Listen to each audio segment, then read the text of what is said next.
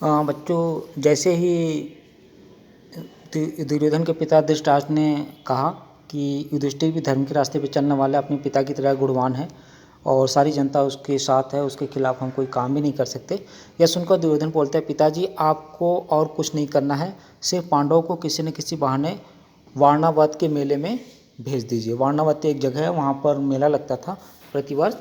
तो दुर्योधन सलाह देता है वहाँ भेजने की, और मैं आपको विश्वास दिलाता हूँ कि इतनी सी बात से हमारा कुछ भी बिगाड़ नहीं होगा। और दुर्योधन अपने पिता को समझाता भी है कि आप वहाँ पर भेज दीजिए, बाकी काम मैं देख लूँगा, हमारा कोई भी कुछ बिगाड़ नहीं होगा, हमारा कोई हानि नहीं होगा। इस बीच अपने पिता पर और अधिक दबाव डालने के इरादे से दुर्योधन कुछ कूटनीतिज्ञों को अपने पक्ष में मिला लिया।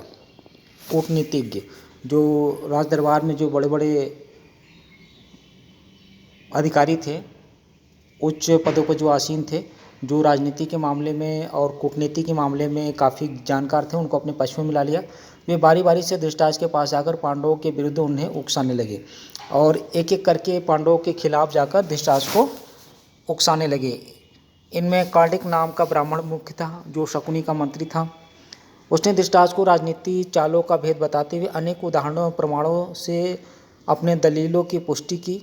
मतलब ऐसी बेवजह पांडवों के ऊपर आरोप लगाकर उसको प्रमाणित किया। कई उदाहरण के माध्यम से इस तरह से प्रमाणित करके धृतराष्ट्र के मन में पांडवों के प्रति नफरत की भावना पैदा करना चाहते थे। अंत में बोला, राजन, जो ऐश्वर्यमान्य है वही संसार में श्रेष्ठ माना जाता है। जिसके पास धन दौलत संपत्ति राज्य है वही श्रेष्ठ माना जाता है। यह बात ठीक है कि पांडव आपके भतीजे हैं, परंतु वे शक्ति संपन्न भी हैं। इस कारण अभी से चौकन्ने हो जाइए और आप पांडु पुत्रों से अपनी रक्षा कर लीजिए, वरना पीछे पछताइएगा। सभी लोग धृतराष्ट्र को सलाह देते थे कि पांडु बहुत ही शक्तिशाली है, उनसे अपने आप की रक्षा कीजिए, नहीं तो आगे चलकर आपको पछताने सिवा कुछ नहीं मिलेगा। कर्ण की बातों पर धृतराष्ट्र विचार कर रहे थे। दुर्योधन ने आकर कहा, पिताजी, आप अगर किसी तरह पांडवों को समझाकर वारणावत भेज दे तो नगर और राज्य पर हमारा शासन पक्का हो जाएगा। इस तरह से अपने कुछ मंत्रियों के साथ मिलकर, शकुनी मामा के साथ मिलकर दुर्योधन अपने पिता को अपने जाल में फंसाकर पांडवों को वारणावत भेजने की तैयारी कर रहा था और ये भी बता रहा था कि राज्य पर हमारा जो शासन है, हमारा जो अधिकार है वो बिल्कुल पक्का हो जाएगा। फिर पांडव बड़ी खुशी से लौट सकते हैं और हमें उनके कोई खतरा नहीं रहेगा। और बोलते हैं जब हमारे हाथ में पूरा राज्य हो जाएगा तो फिर पांडव वहाँ से बड़े खुशी के साथ लौट सकते हैं, इसमें हमारे लिए कोई खतरा नहीं होगा। दुर्योधन और उसके साथी धृतराष्ट्र को दिन रात इसी तरह पांडवों के विरुद्ध कुछ न कुछ कहते सुनाते रहते और उन पर अपना दबाव डालते रहते। आखिर धृतराष्ट्र कमज़ोर पड़ गए, उनको लाचार होकर अपने बेटे की सलाह माननी पड़ी। बच्चों, क्या होता है, जैसे कि आपसे अगर कोई बात कह रहा है, एक ही बात को अगर आपसे कई लोग कह रहे हैं एक ही तरीके से, तो वो बात झूठी होने के बाद भी हमें क्या होता है कि उस पर विश्वास करना पड़ जाता है कि एक ही बात सभी कह रहे हैं, हो सकता है सही हो। तो धृतराष्ट्र तो अंधे थे, वो देख नहीं सकते थे, तो इसलिए उनका फ़ायदा उठाकर दुर्योधन ने अपने मंत्रियों, अपने साथियों के साथ मिलकर धृतराष्ट्र को पांडवों के विरुद्ध भड़काना शुरू किया। दुर्योधन के पृष्ठपोषकों ने वारणावत की सुंदरता और खूबियों के बारे में पांडवों को बहुत ललचाया। जो दुर्योधन के साथ मिले हुए थे तो उन्होंने पांडवों को वहाँ की सुंदरता और खूबियों के बारे में बताकर उनको वहाँ भेजने, वहाँ जाकर वहाँ की सुंदरता को देखने के लिए प्रेरित किया। और कहा जाता है वारणावत एक भारी मेला होने वाला है जिसकी शोभा देखते ही बनती है।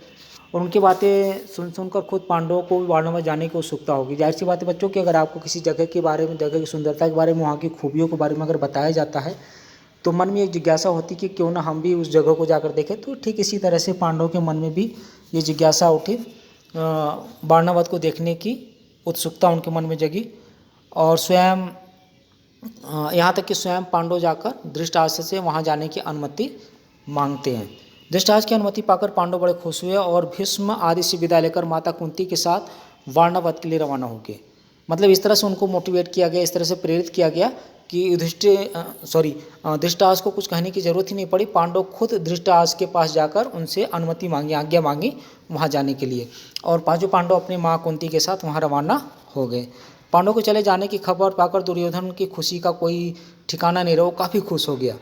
वो जैसा चाहता था उसके अनुरूप ही कार्य चल रहा था। वो अपने दोनों साथियों कर्ण और शकुनी के साथ बैठकर पांडव तथा कुंती का काम तमाम करने का उपाय सोचने लगा और ये सोचने लगा कि किस तरह से पांडव के समेत उनकी माँ को, मतलब पांडव और कुंती माँ को किस तरह से समाप्त कर दिया जाए।